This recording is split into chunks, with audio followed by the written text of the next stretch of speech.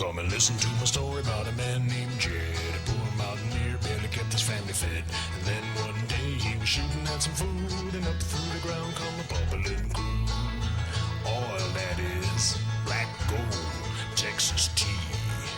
Well, the first thing you know, old Jed's a millionaire. Kinfolk said, Jed, move away from there. Said, California is the place you ought to be. So they loaded up the truck and they moved to Beverly Hills, that is, swimming pools, movie stars, the Beverly Hillbillies.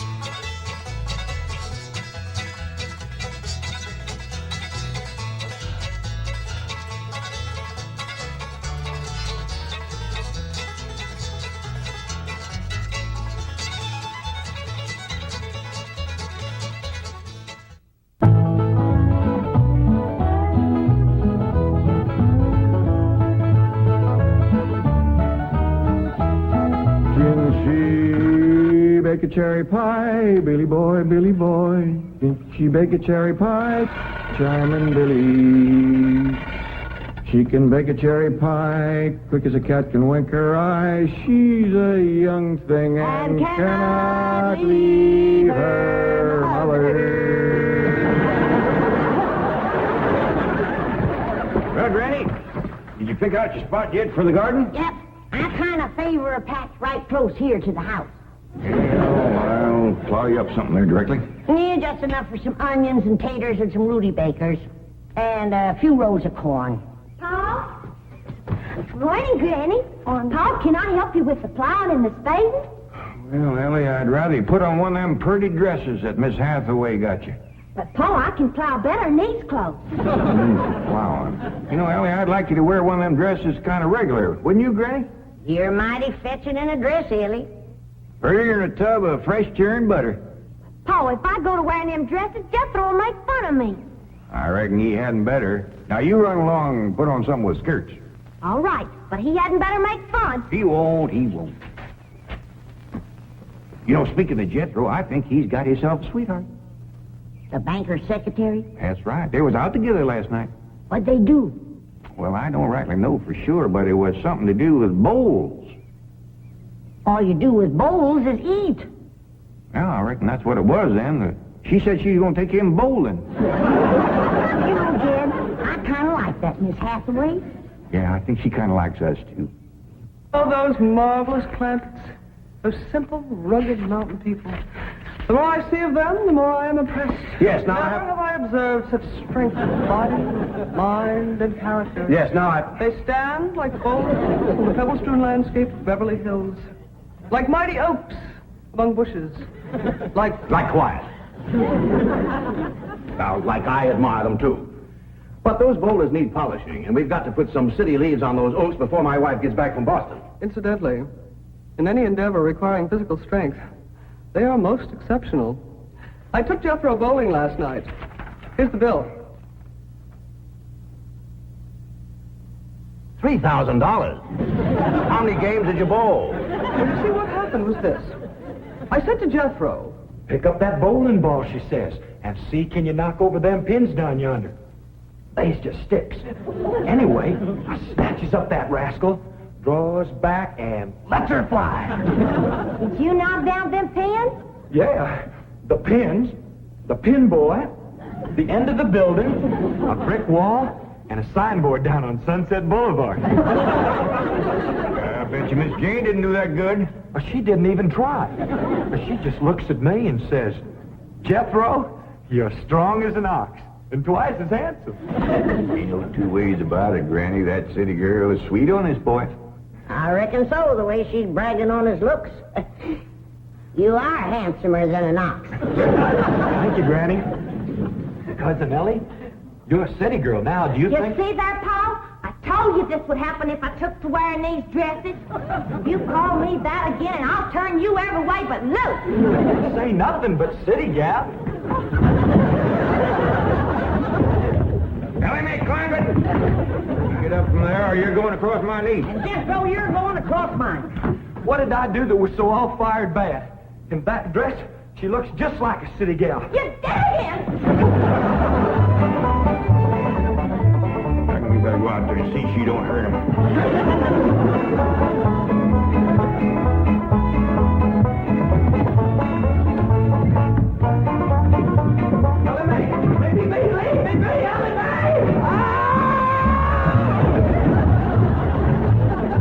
Jethro, now that we're living in a city, you've got to learn to use the steps. You'll be happy to know that I'm making splendid progress with Elly May. She's turning into quite a lady. Fine. But it's Jed, Granny, and Jethro we've got to work on. Clothes, manners, the works. What have you done about servants? That's the problem, Chief. They're basically opposed to the whole idea of able-bodied people letting others do their work for them. Well, that's a refreshing attitude. But we've got to get a skeleton staff in there somehow. A combination butler and valet with Jed and Jethro, who help them assemble a wardrobe, teach them how to... Ravenswood. Your butler? Oh, he's never been my butler. Came with my wife like an overweight dowry. Been in her family for years. And with Margaret in Boston, I can certainly spare him, plus her upstairs girl, Marie. I doubt if you can sell Mr. Clampett on the idea of servants. Get him on the phone. I'll make him think he's doing me a favor by taking him off my hands for a while. Right, Chief? She hadn't ought to throw me down on my head like that. What if I'd have been carrying a frog in my hat? You ain't supposed to be wearing your hat in the house. Well, Granny, where's a fella going to carry a frog? They jump out of your pocket. Hello? Oh, howdy there, Mr. Drysdale. Glad to have you back from Boston. Your missus come with you? Oh, that's too bad. I know her and Granny'd hit it off like two sows in a mud waller. Yes, I'm sure they would. No recipes? No, my wife doesn't do much cooking. No, I doubt if she ever made grits and hog jows. Well, how about mustard greens and possum belly? No fooling. Pone and squirrel shank? Boiled chicken hog. Well, say, she don't do much cooking, does she? No. Well, the reason I called Mr. Clampett is I have a butler. Well, he really belongs to my wife's family, but he's been with us ever since we were married. And I was wondering if you'd let him come and stay with you for a while. You mean board with us? Well, I guess you could call it that. Who's going to board with us? Just a minute.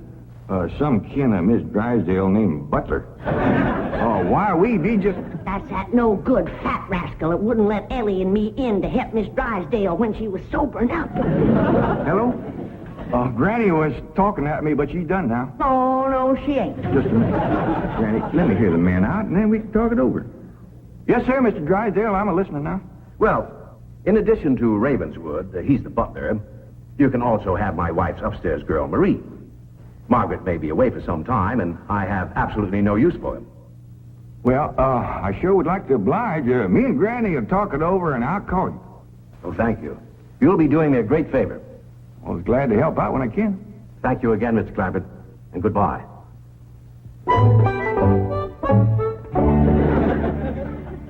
Is somebody coming to live with us, Uncle Jed? Maybe, Jethro, maybe. Why don't you go out and make up with your cousin Ellie? Okay, Uncle Jed. All right, Jed, let's have it. We going to board that butler fella? Well, Mr. Drysdale will take it mighty kindly if we did. He says he ain't got no use for him. I don't like him myself. You only met him once? Once was enough. I asked him real nice. I said, are you doing for Miss Drysdale that she's feeling poorly? Are you doing the washing and the scrubbing and the cleaning for her? And he looks right down his nose at me and says, Madam, I am a butler. I reckon he is proud of his name. Kind of fancy. Ravenswood Butler. I don't care if it's Stonewall Jackson. And I think Mr. Drysdale has a lot of gall to ask us to take his wife's kinfolks off his hands. Well, now, I'm mighty beholden to him. You know he's keeping my $25 million in his bank, and he ain't charging me one penny to do it. That's his business. You didn't ask him to do it. Well, now, Granny, if it was just Mr. Butler, I might agree with you, but there's a sad side to the story, too. What's that? Well, you've heard of Mr. Drysdale speak of his stepson? That's his wife's boy by her first marriage? The one they called Sonny? Yeah. Well, it seems she's got a girl, too. And there must be something wrong with her. What? Well, I don't know, but they keep her upstairs. No. Yeah. He spoke of her as my wife's upstairs girl. The poor thing. Her name's Marie, and he'd like us to take her and Mr. Butler. Doggone it, Jed. We We got enough to do to take care of this big place without... He didn't say what was ailing her, huh? Well, no, but if you ask me, they ain't eating right over there. No. You know what Mr. Drysdale told me? What? His wife ain't never cooked grits and hog jowl. Ah, go on. That's a fact. Nor mustard greens and possum belly, nor pone and squirrel shank, nor even boiled chicken hawk. Land of mercy. You can't hardly blame Mr. Butler for getting a mite cranky. Man don't eat right, he gets that way. Well, kid, I reckon it won't do no harm to take him in for a spell. Granny, with such a little woman, you got an awful big heart. Well, I feel sorry for the poor girl. But the first time that fancy pants Mr. Butler looks down his nose at me, I'm gonna chuck him in the cement pond.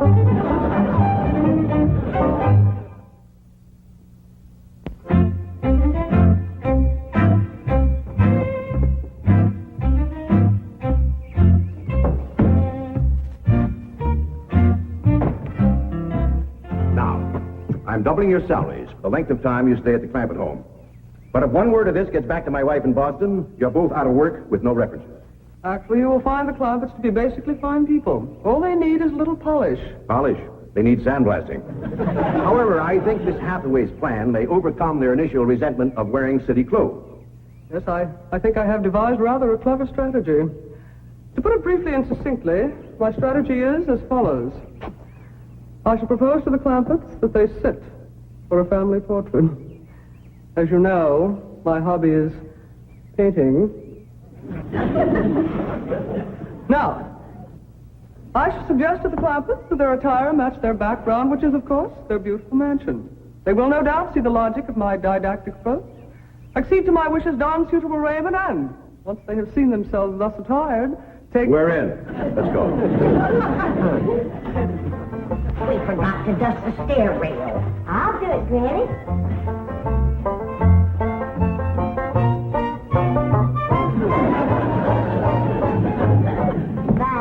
Wearing boys' clothes does come in handy sometimes. Hi, Ginger Granny. I think we got her all spick and span for the company. They ain't a speck of dirt no place. Can I go swimming now? Me too?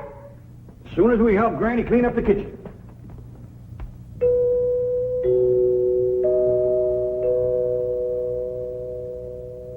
There goes that music again. Sure is good. You ever find out where that comes from? Know 'em, Granny. Every single time I commence to looking for it, somebody comes to the door. Nobody to the door now? There will be. You'll see.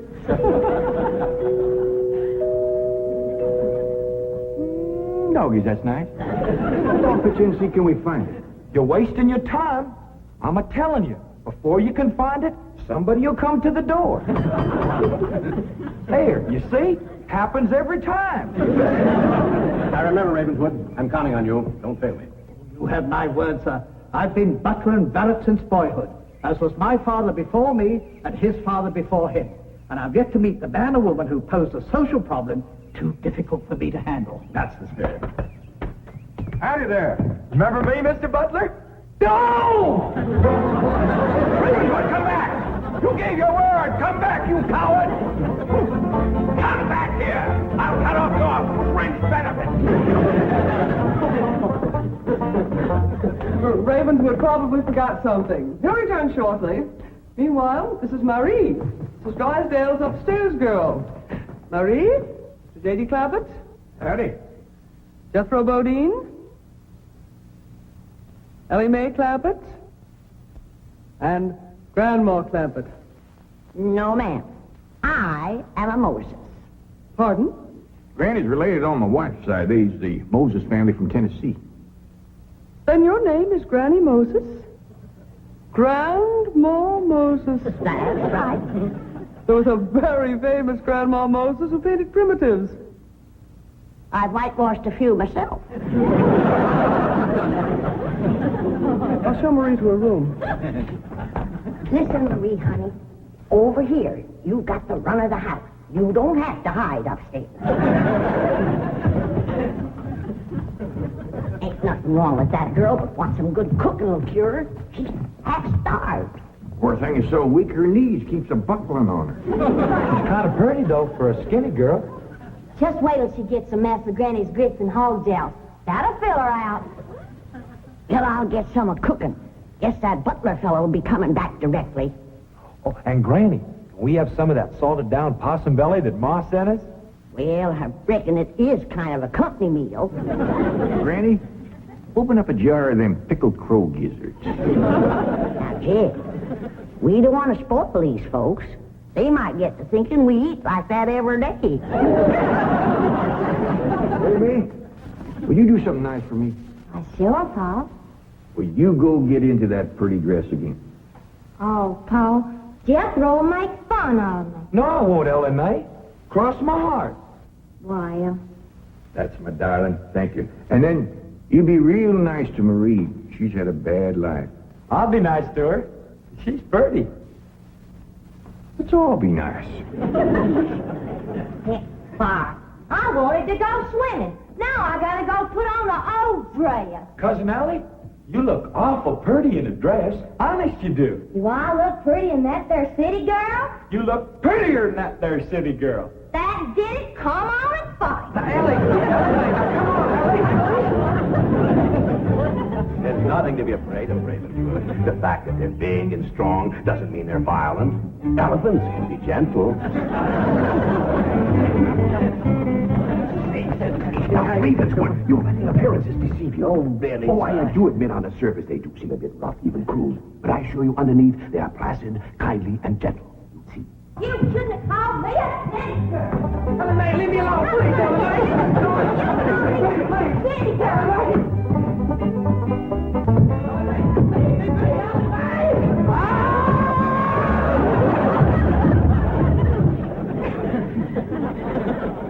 Mr. Butler, don't never say anything nice to that girl. She'll kill you. Come back here. Come back! You promised! I found her granny when Mr. Drysdale said he didn't have no use for Mr. Butler. He sure wasn't fooling. I just seen him cut through the brush chasing him with a stick. If Mr. Butler gets sassy with me, I'll chase him with more than a stick. Dad, Ellie throwed me down on my head again. If she don't stop that, I'm going to get a headache. Stop riling her, Jethro. But golly, all I said was she's pretty. That ain't no call to bust a fellow's head. How's it doing? Oh, howdy, Marie. Hi, Marie. Are you hungry, darling? No, madam. I'm whooping up something here that'll just set your mouth to watering. Put some strength in your limbs, too. Tell her what it is, Granny. A great big mess of grits and hog jowls. And salted down possum belly. Cold pickled crow gizzards. How you like that? Don't tell me that child ain't hungry. Why, she's ready to drop in her trash. Set her at the table and I'll dish up a mess. No, please.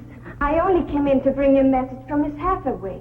She's preparing to paint a family portrait, and she wishes to know if you all will sit for her. May I tell her that you will sit for her? Well, yeah, I reckon we'll do that. Merci.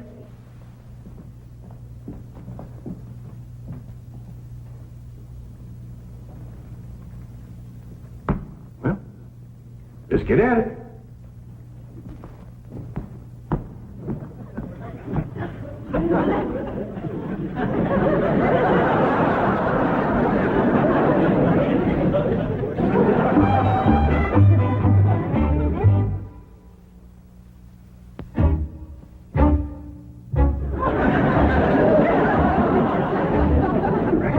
To talk while we're sitting? Yeah, I reckon. I found out something about Marie. What? She's scared of Mr. Butler. How'd you know? I asked her to go swimming with me, and she says he wouldn't allow it. What business is it of his? That's what I said. And she says he's a butler, and I'm just an upstairs girl. And I got to do whatever he says. We'll see about this. Oh, dingies. Let's hit Mr. Drysdale, find him, and give him a whooping. Oh, kitchen granny. Well, you go put a dress on like you promised. Uncle Jed, I'm going swimming. If I see him, I'll fetch him in. Don't go jumping in with your clothes on again. Well, I won't, Uncle Jed. Miss Hathaway, she gave me a present last night. She says it's something special for her to go swimming in. What'd she give you? Oh, pair of trunks. You go swimming in a cement pond. Boy, it's too big to go swimming in a trunk. Ed, In a pair of 'em. I got a feeling that Mr. Butler feller is going to be trouble. Yeah, we can handle him. Well, I still say that I think Mr. Drysdale has a lot of nerve to ask us to board his wife's relations. Maybe he just fed up. Man can get awful tired of having his wife's kin underfoot all the time.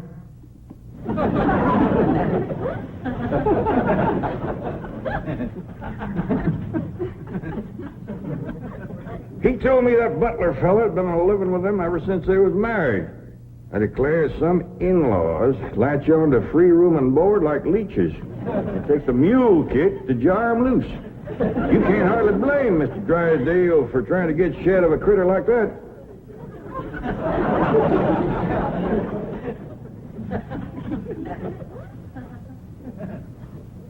Is that the way you feel? You bet it is. I'll see how fast I can get packed. I'll get out from underfoot just as quick as I can. No, Jed. I know when I'm not wanted. It don't take no mule kick to get shed of me. Darnation, Granny, I wasn't talking about you. We couldn't get along without you. No, Jed. I'm just a burdensome old woman. No good to nobody. Why don't you throw me down the well? Go ahead, pick me up, carry me out to the well, and throw me in. Stop talking like that. Uncle Jed! Uncle Jed! I caught him. Mr. Drysdale, he gave out, but I caught this fat little rascal. What are you doing? You going to whip me, Granny? No, Jethro. I'm going to get thrown down the well. Why don't you throw us both down the well together? But just no good leeches both. Mr. Butler, I'm sorry Jethro got a mighty rough with you. He don't mean no harm. He's just an overgrown boy. Now, we'd all mighty pleasure to have you come and stay with us, and as long as you behave yourself, won't be no trouble. Oh, I'm Jed Clampett. Sir. This here's Granny. I reckon you and Jethro done met. Yeah. Sir. Oh, and this here's my daughter, Elly May. Enchantée, mademoiselle. Vous êtes très belle, très charmant, très ravissant. Don't you dare use them kind of words to a lady. What do you say, Granny? I ain't sure, but it sounded dirty. Your daughter was pretty and charming. Oh, you're so different from all the others. You're like a beautiful city girl. He had not have said that. Oh, Mary, Oui, Miss Jane. didn't you say the Clampetts had agreed to sit for their portrait? Oui, they said they would do it. What is it? I believe it to be self-preservation, madam. No!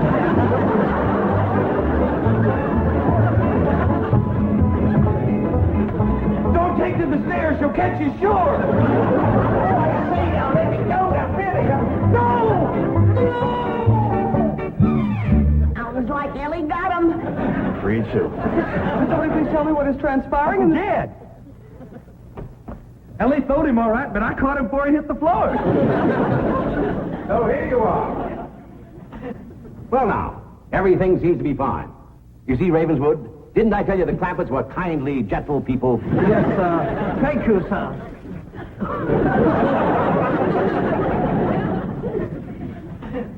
We're going to have to feed up both of them, Granny. His knees is buckling, too.